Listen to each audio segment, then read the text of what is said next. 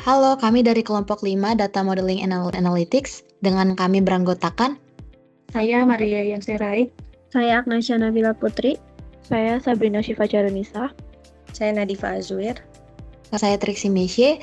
Berikut merupakan tugas kami, yakni tutorial langkah-langkah dalam pembuatan dashboard penjualan di Excel, sekaligus strategi kami yang kami ambil berdasarkan data yang telah kami temukan. Bagian pertama itu membuat pivot table. Langkah pertama, kami siapkan data penjualan dalam bentuk Excel table dengan Ctrl V. Dari sudut ini, kami buat 3 pivot table. Pertama, sales by region dengan region di rows dan sum of sales di values. Kedua, sales by kategori dengan kategori di rows. Dan yang ketiga, penjualan barang tertentu di wilayah tertentu. Pivot table region kali kategori dengan region di rows dan kategori di kolom, sehingga terlihat jelas total penjualan tiap produk di setiap wilayah. Melanjutkan 3 pivot table lagi. Keempat, top sub kategori. Kami urutkan dari penjualan tertinggi dan filter ke 10 besar. Kelima, monthly sales trend dengan order date yang kami grup per bulan. Keenam, sales by segment. Total ada 6 pivot table. Jadi sudah lebih dari cukup untuk memenuhi minimal 4 informasi yang diminta. Dari ke-6 pivot table ini kami buat pivot chart menggunakan recommended chart, disesuaikan jenisnya masing-masing, kolom untuk perbandingan, pie untuk proporsi, line untuk tren waktu. Semua chart otomatis ikut diperbarui saat data di-refresh karena sumbernya pivot table. Baik, selanjutnya supaya dashboardnya interaktif, kami tambahkan slicer. Pilih pivot table analyze, insert slicer, lalu centang region dan kategori. Setelah slicer muncul, klik kanan, lalu pilih report connection dan centang ke-6 pivot table dan pivot chart yang sudah kami buat. Jadi sekali klik slicer, semua chart ikut terfilter otomatis secara bersamaan. Baik, setelah itu kami menambahkan tampilan visual di sheet dashboard. Kami buat judul memakai insert text box, lalu ketik dashboard penjualan. Lalu kami tambahkan shape berbentuk rectangle sebagai kartu KPI.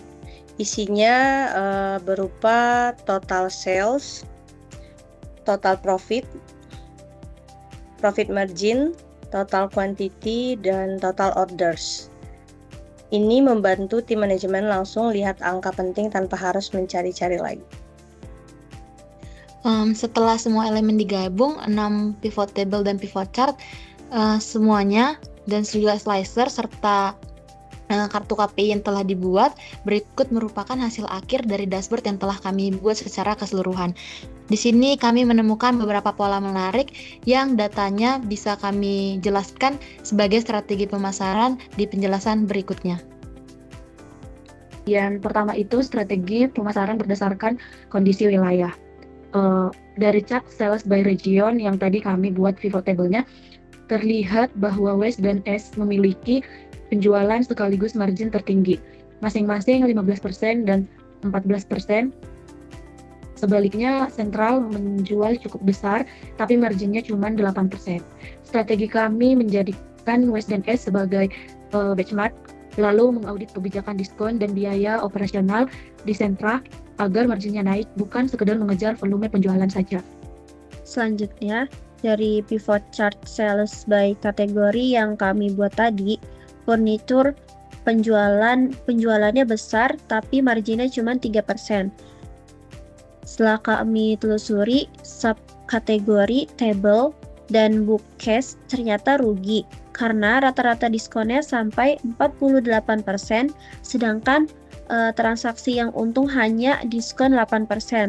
Strategi kami membatasi diskon table dan bookcase di bawah 20% karena diskon besar terbukti jadi penyebab utama kerugiannya.